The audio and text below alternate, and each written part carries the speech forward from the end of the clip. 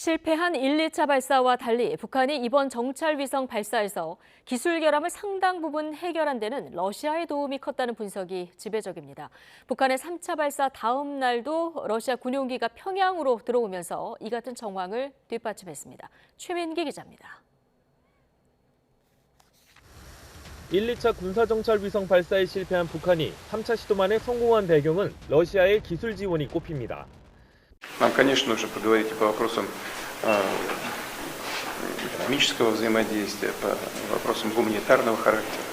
국정원은 북러 정상회담 이후 북한이 발사체 설계도와 1, 2차 발사 당시 관련 데이터를 러시아에 제공하고 러시아는 결과 자료를 분석해 다시 북한에 준 것으로 보고 있습니다. 실제 북한의 정찰위성 발사 이튿날 정오쯤 기술진을 태웠을 것으로 추정되는 러시아 군용기가 평양에 도착한 것으로 확인됐습니다.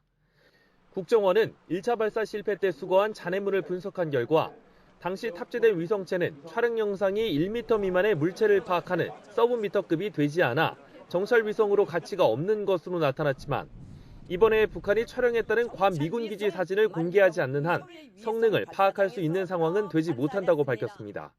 새로운 인공위성의 발전 속도는 통상 3년 정도 걸리는 걸 감안하면 그 인공위성의 역량을 파악할 수 있는 상황은 되지 못한다.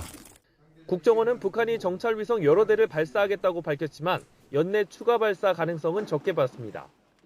금년 내 추가적인 발사는 어려울 것으로 보인다. 다만 내년에 북한의 정찰위성 발사와 관련해서는 가능성을 열어놓고 있다.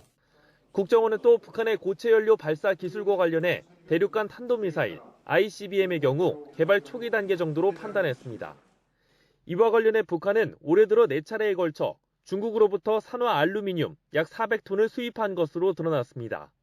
액수로는 대략 17만 달러, 우리 돈으로 2억 원이 훌쩍 넘는 규모로 산화 알루미늄은 로켓 고체연료 개발의 중요한 요소로 꼽히는 것으로 전해집니다. YTN 최민기입니다.